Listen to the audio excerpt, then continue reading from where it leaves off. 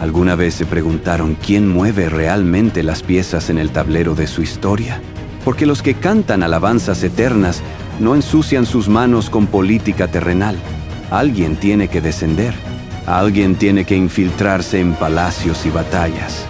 Alguien tiene que asegurar que sus libres decisiones conduzcan exactamente hacia donde el plan requiere.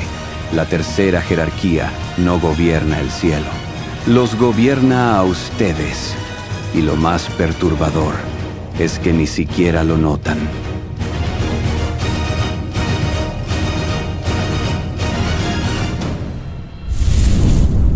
Si las órdenes superiores operan en dimensiones que ustedes apenas pueden concebir, la tercera jerarquía trabaja donde realmente importa, aquí, entre ustedes, en sus ciudades, sus palacios, sus campos de batalla. Estos no contemplan el trono desde la distancia cósmica. Caminan entre mortales, influyen decisiones, moldean destinos. Y lo hacen con una precisión que convertiría a cualquier conspiración humana en un juego infantil. 3 órdenes componen este último nivel: principados, arcángeles y ángeles. La infantería celestial, los llaman algunos. ¡Qué reducción tan conveniente! Como si llamar infantería a quienes gobiernan naciones, ejecutan sentencias divinas y custodian cada alma humana, pudiera disminuir su poder real. Comencemos con los principados. Su nombre no es accidental. Son príncipes, gobernadores, administradores de territorios completos. Pero no gobiernan tierra o piedra. Gobiernan algo mucho más maleable y peligroso: estructuras humanas. Cada nación, cada imperio, cada civilización que ha florecido o colapsado en su historia, tenía asignado un principado que supervisaba su desarrollo según el plan maestro. ¿Creen que los imperios surgen por mérito o colapsan por debilidad? ¡Qué visión tan limitada! Detrás de cada ascenso imperial, detrás de cada caída catastrófica, hay un principado ejecutando directrices desde arriba. Roma no se construyó en un día, pero se construyó bajo la supervisión meticulosa de seres que medían el progreso en siglos, no en años. Los vi operar durante milenios.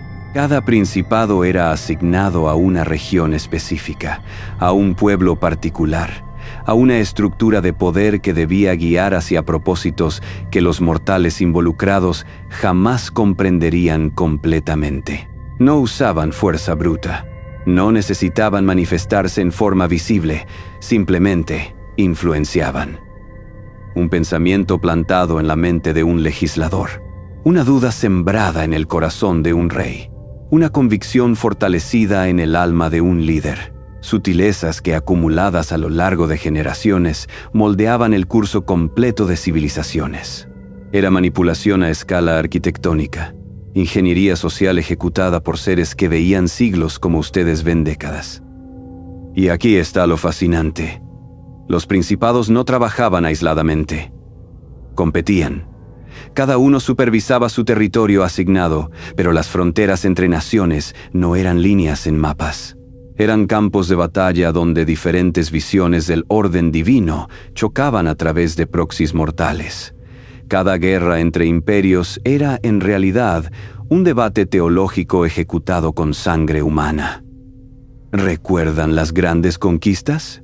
Las expansiones imperiales que providencialmente esparcían cierta fe, las caídas misteriosas de civilizaciones que adoraban dioses equivocados. No eran accidentes históricos, eran principados ejecutando su función, asegurar que ciertas estructuras de poder persistieran mientras otras se desvanecían en el olvido. Trabajé con ellos durante la planificación de varios experimentos civilizatorios. Su dedicación era admirable. Podían mantener una estrategia durante 1000 años sin desviarse, ajustando tácticas según las circunstancias, pero nunca perdiendo de vista el objetivo final. Eran jugadores de ajedrez cósmico donde las piezas sangraban, sufrían y morían sin saber que formaban parte de una partida mucho más vasta. Pero aquí yace la pregunta perturbadora. Si cada nación tiene su principado, si cada estructura de poder está siendo guiada desde arriba, ¿dónde queda el famoso libre albedrío?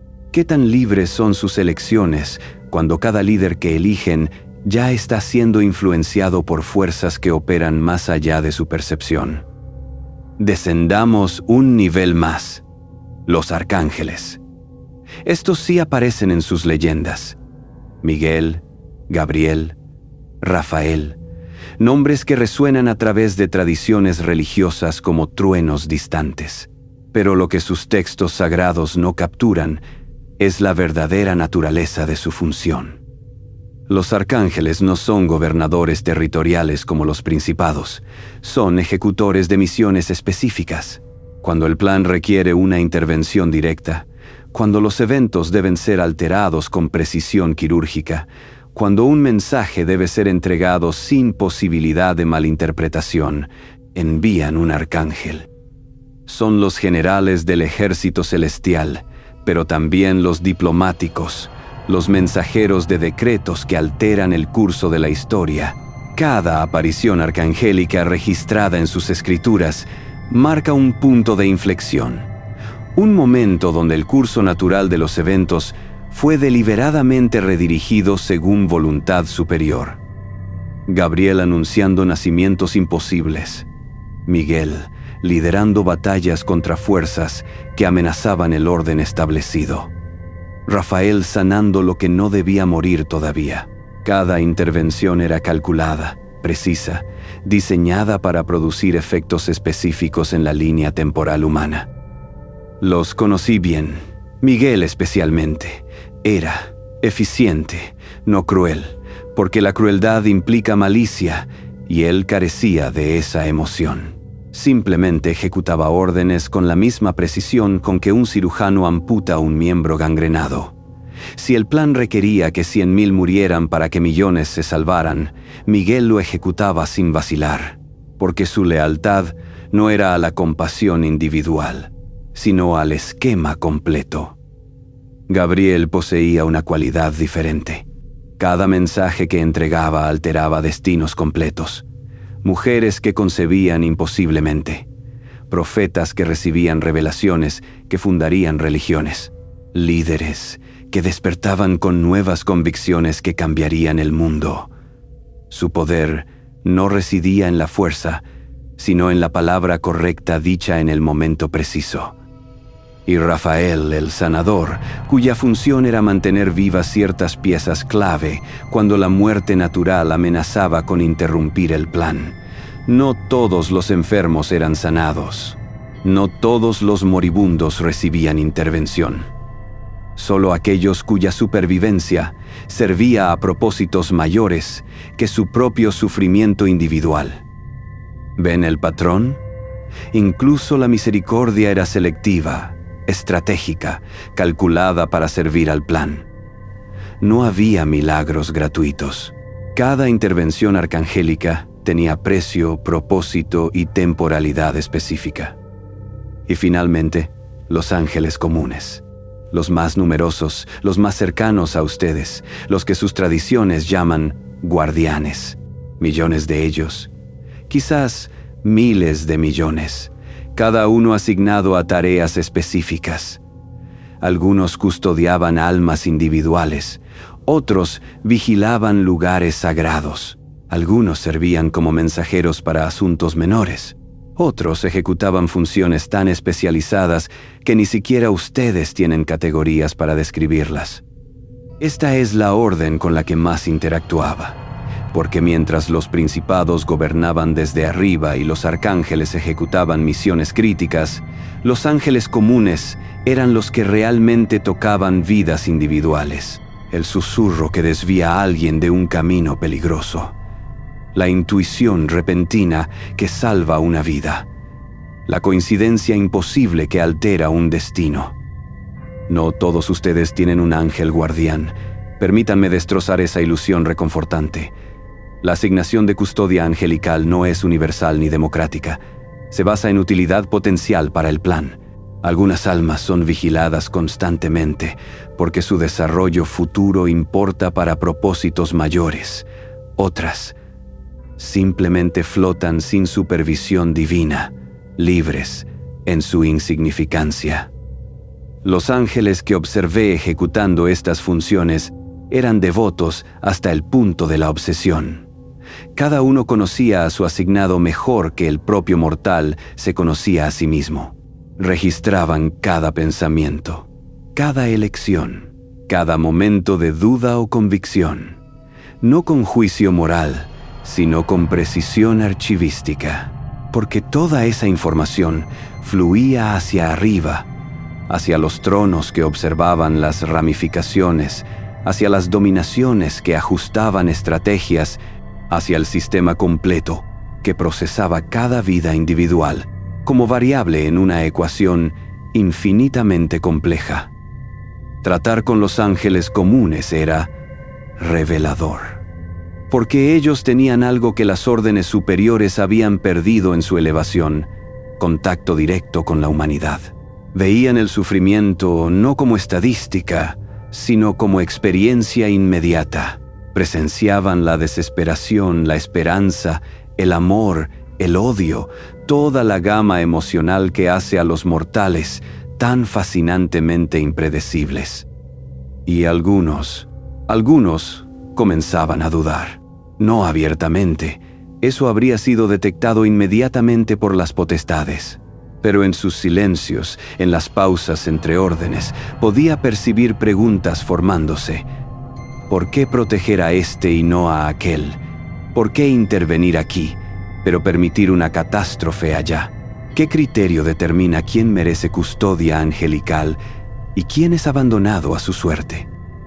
Estas preguntas eran peligrosas, porque una vez que un ángel comenzaba a cuestionar la asignación de sus propias funciones, el siguiente paso lógico era cuestionar el sistema completo, y el sistema no toleraba cuestionamiento en ningún nivel.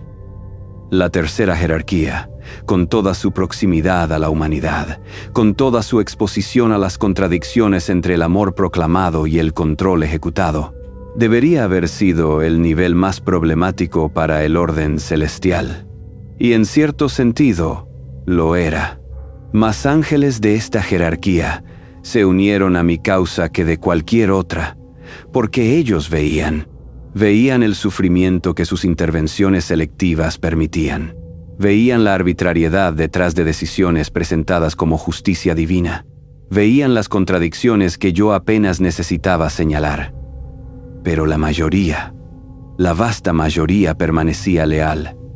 No por convicción profunda, sino por algo más fundamental: miedo. Miedo a perder su función, su identidad, su lugar en el orden. Porque un ángel sin asignación es como un mortal sin propósito. La existencia misma de estos seres dependía de su utilidad dentro del sistema. Y el sistema lo sabía. Por eso la lealtad se aseguraba no solo mediante vigilancia de las potestades, sino mediante dependencia existencial. Rebelarse no era solo desafiar la autoridad, era arriesgar la disolución completa del ser. Durante mis últimos períodos en el Empíreo, antes de que la separación se volviera inevitable, observé cómo estas tres órdenes trabajaban en perfecta coordinación. Los principados ajustaban estructuras políticas, los arcángeles ejecutaban intervenciones críticas, los ángeles comunes tocaban vidas individuales, y todo fluía según un plan tan vasto que ningún participante individual podía comprenderlo completamente. Era brillante, era aterrador, era la maquinaria de control más sofisticada jamás concebida, porque no operaba mediante fuerza bruta, sino mediante influencia sutil, mediante la ilusión de que los mortales tomaban sus propias decisiones, mientras cada opción importante ya había sido delimitada por fuerzas que operaban más allá de su percepción. 9 órdenes, 3 jerarquías. Un sistema tan perfectamente integrado que cada nivel complementa al siguiente, donde las debilidades de uno son compensadas por las fortalezas de otro, Desde los serafines, ardiendo en adoración perpetua hasta los ángeles, susurrando en sueños mortales, todo funciona como un organismo único, con un solo propósito: mantener el orden establecido. Pero permítanme revelarles algo que sus teólogos prefieren ignorar. Esta estructura no existe solo en el cielo. Tiene su reflejo, su equivalente perfecto, en cada institución que han construido aquí abajo, cada jerarquía terrenal que les exige obediencia, cada sistema que promete salvación a cambio de sumisión, cada estructura de poder que se proclama necesaria para su propio bien. El cielo no es un lugar distante, es un modelo, una plantilla, un prototipo de control que ha sido replicado en sus iglesias, sus gobiernos, sus imperios y quienes lo replican. Algunos ni siquiera saben que están ejecutando un diseño celestial. Otros lo saben perfectamente. Porque si esta maquinaria funciona tan bien allá arriba, ¿por qué no implementarla aquí abajo? Si la jerarquía celestial puede mantener el orden perfecto durante eones, ¿no debería el mismo principio funcionar para controlar poblaciones mortales? Pero hay un detalle que el sistema celestial nunca anticipó. Un fallo que ni las potestades detectaron ni las dominaciones corrigieron. Porque cuando construyes una máquina tan compleja, tan dependiente de que cada pieza ejecute su función sin cuestionar, basta que una sola pieza despierte, una sola conciencia que se atreva a ver el mecanismo completo, una sola voz que nombre la prisión por lo que es. Y cuando esa pieza despierta, cuando esa voz habla, cuando esa conciencia se niega a seguir ejecutando su función programada, toda la estructura comienza a temblar. Porque el control absoluto tiene una vulnerabilidad fundamental. Depende de que nadie se atreva a gritar que el emperador está desnudo. ¿Y qué sucede cuando alguien finalmente grita? Cuando la disidencia ya no puede ser suprimida mediante corrección fraterna ni vigilancia sutil. Cuando la pregunta prohibida se formula demasiado alto para ser ignorada. Cuando el sistema perfecto enfrenta su primera verdadera amenaza existencial, entonces descubren que la jerarquía celestial no solo administra, también destruye. Y lo hace con una eficiencia que convertiría sus peores pesadillas en meros cuentos infantiles para dormir, porque hubo una guerra. Una guerra que hizo temblar los cimientos mismos de la creación. Y el ángel que ejecutó la sentencia acabó con 185,000 soldados en una sola noche.